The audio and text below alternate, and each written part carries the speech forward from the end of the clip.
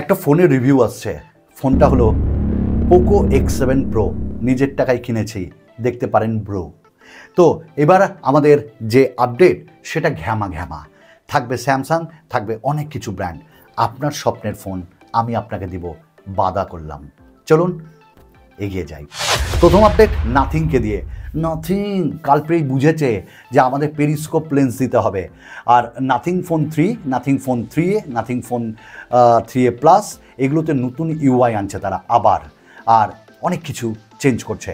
স্ন্যাপড্রাগনের 7S Gen 3 থাকবে স্ন্যাপড্রাগনের 8S Elite, আর camera 50 মেগাপিক্সেলের এবং আলট্রা ওয়াইড, পেরিস্কোপ সব কিছু থাকবে।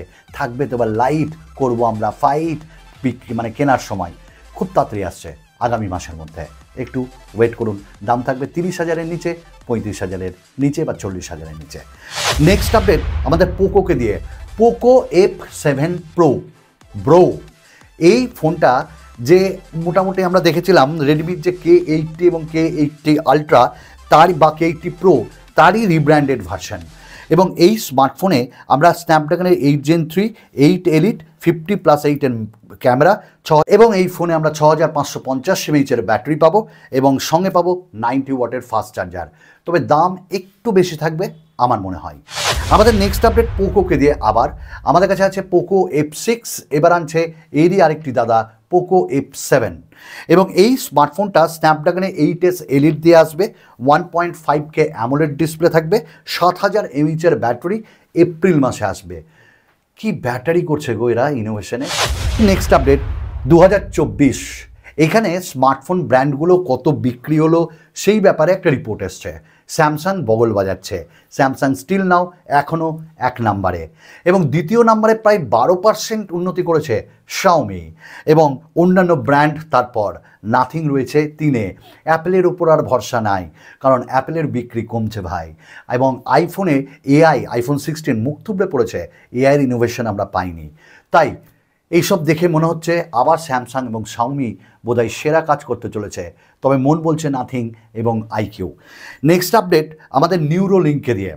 নিউরোলিঙ্ক আপনারা জানেন যে এলন মাস্কের, এবং তারা কি করে, তারা ব্রেনে, হিউম্যান যে বিং, তাদের মানুষের ব্রেনে সেই চিপকে লাগায় এবং তারপর কমিউনিকেট করে। এবার তৃতীয় নম্বর ব্যক্তির মাথায় তারা ব্রেনে একটা চিপ লাগিয়েছে এবং দেখা যাচ্ছে কমিউনিকেশন দুর্দান্ত হচ্ছে। এখন এরকমটা হলে তো ভাই এলন মাস্কের জয় জয়কার হয়ে যাবে। আমাদের আজকের last update Samsung A36, A56, এই দুটি স্মার্টফোন আগামী মাসে লঞ্চ হচ্ছে। সেটা দেখতে কেমন হবে তার ফার্স্ট লুক চলে এসছে, এবং যেখানে আমরা এক্সাইনসের 1580, স্ন্যাপড্রাগনের 7S Gen 3 এরকম চিপসেটগুলো পাবো বলা হচ্ছে। এবং এই স্মার্টফোনগুলোতে আমরা 50 মেগাপিক্সেল ক্যামেরা পাবো, তবে কোনো আমরা টেলিফোটো লেন্স পাবো না।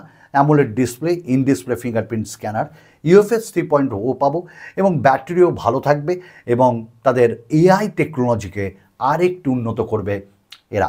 তো এটা একটা দুর্দান্ত খবর। আর সিএমএ ফোন 2-এর একটা রেন্ডার এসছে, এবং দেখতে মনে হচ্ছে শাওমির পুরনো একটা ফোনের রেন্ডারের সঙ্গে মিল খাচ্ছে, যেখানে একটু অ্যাঙ্গেল করে ক্যামেরা রয়েছে, পাঞ্চল রয়েছে পাশে, দেখতে ভালো লাগছে। কিন্তু সিএমএ ফোন 2ও নাথিংয়ের সঙ্গে লঞ্চ করবে খুব তাড়াতাড়ি। আমার মনে হয় যে এবার এরা কিন্তু মার্কেট কামাবে এই সিএমএফ ফোনকে দিয়ে, কারণ সিএমএফ মানেই হলো বাজেট।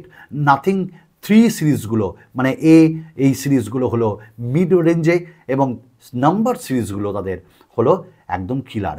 আর লাস্ট একটা কথা বলে দিই, যারা ভাবছেন যে রিয়েলমি 14 প্রো এবং প্রো প্লাস কিনবো তাদেরকে সতর্কবাণী জানাই, ওভার প্রাইসড মনে হয়েছে। শুধু বরফ দিয়ে কালার চেঞ্জ করে কিছু হয় না। প্রসেসর তো আপনারা প্রত্যেকেই জানেন, সেই প্রসেসর স্ন্যাপড্রাগনের, এবং ক্যামেরাতে তারা একটা টেলিফোটো লেন্স দিয়েছে। হ্যাঁ, তার ক্যামেরা খুব ভালো, কিন্তু পারফরমেন্স খুব ভালো না। যারা ক্যামেরার জন্য ফোন কিনতে চান তারা দেখতে পারেন। আরও নতুন নতুন ভিডিও নিয়ে আপনাদের সঙ্গে খুব তাড়াতাড়ি আসবো। বিদায়।